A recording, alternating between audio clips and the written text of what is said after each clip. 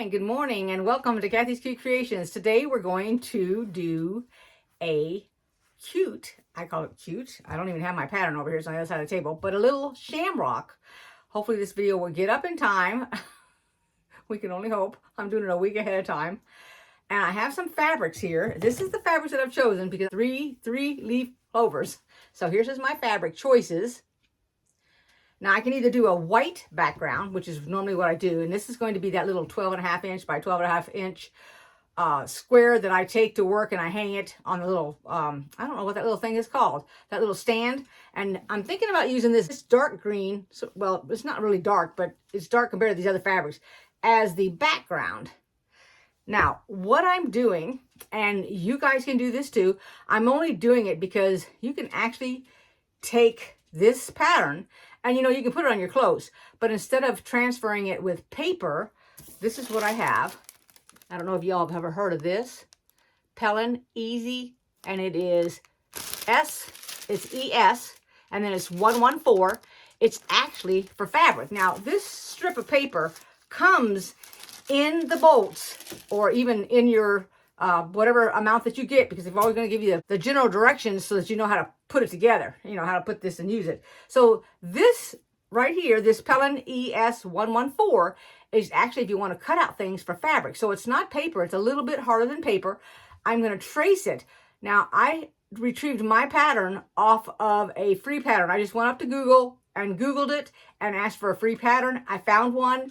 It ended up being on Etsy shop. This lady was giving it out for free. You just download it. So that's what I did. I have it on my little light box because I'm going to transfer it, but I'm going to show you real quick. And I had to buy a new light box because for the life of me, I could not find the cord for my old one. And I knew that as soon as I bought one and I had to do something in this sewing room, I was going to find it. And sure enough, that's what happened. But let's go here to the other side of the table. Stuff that I'm going to use. Now, it's not fusible, but it's like a really lightweight fabric. And it's reusable, okay? So it's for like patterns. If you want to cut out a pattern, that's what you would do it with. So here is my actual pattern that I downloaded. This is the small little light box that I got on the internet. It was not expensive because I wasn't paying a lot of money for something that I had to buy a duplicate of. That's what it looks like. And let me put my paper on it here. It's just a little bit bigger than the size of a notebook paper. It says it is, I think it's centimeters, 1 by 21 inches. But let me go ahead and turn it on. I've got it plugged in. Now, it plugs in with the little USB. And then all you do is you push the button. See, I pushed it again and just slowly shut itself off. And so what I'm going to do is I'm going to take this, put it over the top of that, and just trace it. Now, the way that I'm doing it is I have 3 different fabrics here. And I put this here, just one of these little clover leaves. And I went ahead and I put pink, and that's just a friction pin to show where it would end. And then I put my pins over the line here so that I won't cut into this fabric. Now, you can do it 2 ways. You can take this whole solid piece and make it as one complete clover on your page. I mean 3 of them, but 1 piece, or split it up. And here's what I did next. I put a pin in the middle. I took the fabric here, folded it over, and then drew it with my friction pin from the corner down, and did the same thing on this side. Flipped it over just like this and drew it. Just in case you didn't. So I took it's steam seam is what it is. I took off the first piece of paper, laid down my fabric, covered it back up.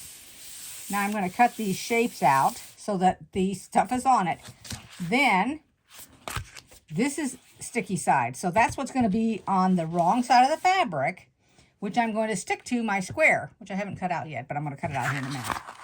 That's the way I am so far, just so that you know. Okay, so if you're not going to ever wash this and all you're going to do is dust it or use your little, your lint roller, you don't even need to sew it. Just all I did was ironed all these pieces down, and that was it. Sandwich it together, quilt it, you're done. I'm going to go ahead and I'm going to stitch around here because I don't know if I'll wash it or not, but I want to just I just want to stitch it. So we'll go from there. Alrighty, here it is all stitched. And it's got the quilting stitch on it right there. Let me flip it over so you can see what the back looks. I did not put any stabilizer other than the stuff that was there. Okay, so the stuff that was there, was thick enough that between the paper and me starching, because I starched this fabric and I starched this fabric, and it made it stiff enough I didn't need a stabilizer. So now we're going to join this to the back. So I got this in a box, and I'm going to try it out today for the first time. This is what it's called. I do not know who puts it out. I don't see a name like June Taylor or something like that. I don't know. Anyway, you shake it up really good. You wash all your fabric. Of course, you know I never wash my fabric. But anyway, and you test it on a spot, and it's just temporary. So what I did was I went ahead and I cut down. I've already sandwiched it now. Then I gave it 2 inches on each side. This is for when it pulls in, so that because if you put it exactly the same size, then your bottom's going to pull in, and it won't be the same size when you're done. So like I said, I pieced it together right here. All right. Lined it up the best I could. Then I sprayed the back of this. I didn't spray the back of this. It's already sticking on that. So I sprayed that just to keep it down. If you want to pin it, you can pin it, but I find that the pins stab me all the time. So now I'm just going to do some free motion quilting. I'll show you a little bit about that, and then I will bring it back to you when it's done. Let's look at a little bit of free motion foot that I'm using. It's got the opening in the beginning here in the front. You can get them with a total circle that has no opening, but that's what I do. I set my length on 0. It's not zigzagging. This is strictly straight stitching. So you could do this on a straight stitch machine. There's no zigzag involved on this. So if you just have an old-fashioned straight stitch machine, you can do this whole project. Then the width I leave because it's not going anywhere. It's just going to go straight up and down. I have to actually change it to that foot that I'm using. And let me show you here. So on my sewing machine, that's the foot that I'm using right there. And so when I click on it, it gets dark. And that's what it's adjusted to. So go up a little bit higher, whoop, and there's where it shows. That's the foot. It's on a 0 stitch. So it's not going to go forward. It's only going to go up and down in place. My foot, right here, is going to be me manipulating it. It's not going to be moving because the machine is making it move. It is strictly me. I'm the one doing this. The foot stays in the same spot. All right. First thing I'm going to do is I'm just going to go around the applique itself. And the first thing you want to do is you want to put your needle down, hold on to your thread. I probably ought to change that out to white now that I'm thinking about it. Oh yeah, let's do that. And it's actually polyester, in case you're wondering. It's not cotton. Now, when I did make this, the black was in cotton. This green that I'm using is not embroidery thread. It is actually cotton thread also. So I put it back in the same place. I will go up and down a few times and not move it. And then it's going to lock itself into place. So I do it. Okay, my foot's not down. That would help. Okay, let's make sure everything is okay. There we go.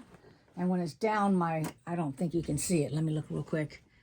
No, you can't. I have a little button right here on my machine, and it's green. This thing right here is blocking you from seeing it. But when it is green, it means go.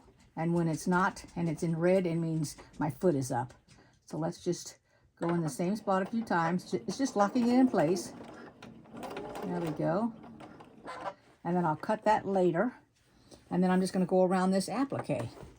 Move there we go. And then you go at whatever length you want to go to. So I'm going to keep right up on it. And you control the foot pedal also.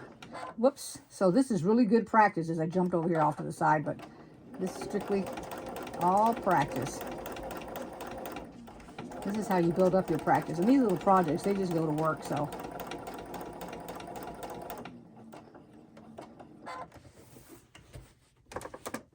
And I kind of tried to blend my fabric, not my fabric, but my thread with my fabric.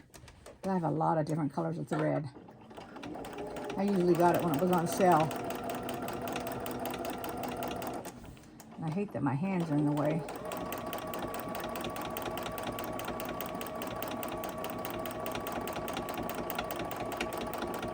It's funny, I never knew that this little 4-leaf, 3-leaf clover was actually little hearts until I just did it.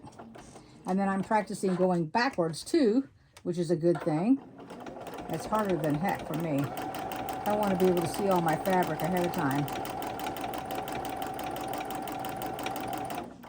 Okay, now I can cut this and it's not going to affect it. And when I get done, I'll come back to it so I can go over it again, just to be on the safe side, because I don't want any knots up here at the top. Okay, let's see here. And it's good to go these different directions because this helps you when you go to do your, oh my God, what's it called? Oh, it's escaped my mind. I can't even think what it is. I can see it, but I can't think of it. Oh, it'll come to me. Everything comes to me.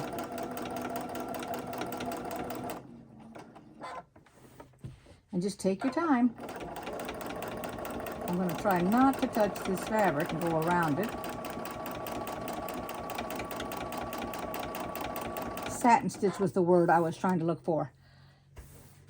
So when you satin stitch, you do not, like, for example, I'm going to go around here.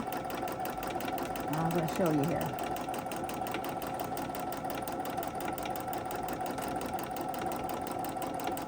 Now, I'm stopping and I'm turning this. But when you satin stitch, you don't do any of this turning at all, because then your satin stitch won't turn out. And I'll show you how to do a satin stitch. But not today, because I'm not satin stitching anything today. Everything is a straight stitch today. Now, I want to really quickly mention that my foot drops when I use this foot. I mean, not my foot, my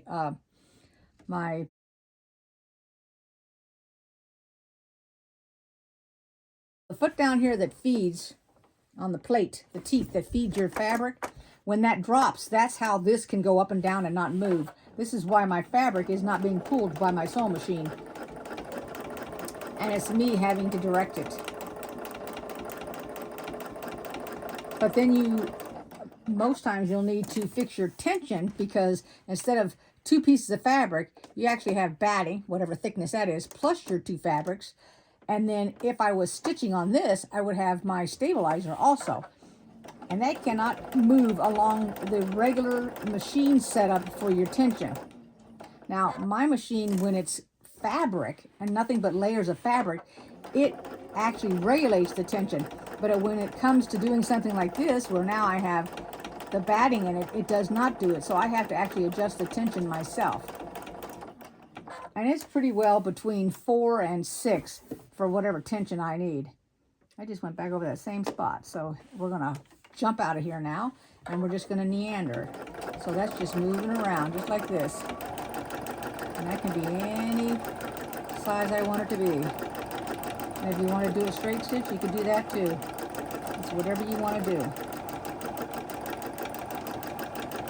And since none of my bottom thread is coming up, my tension's really good. If your bottom thread starts coming up in your project, then your tension is off.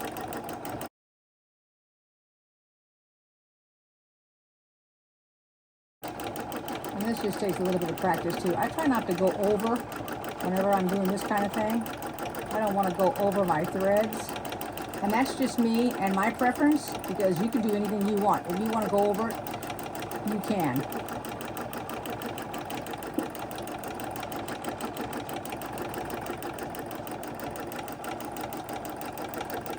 All right, that's enough to show you. Now I'm going to turn it off, and then I'll be back when I'm finished. There it is, all completed.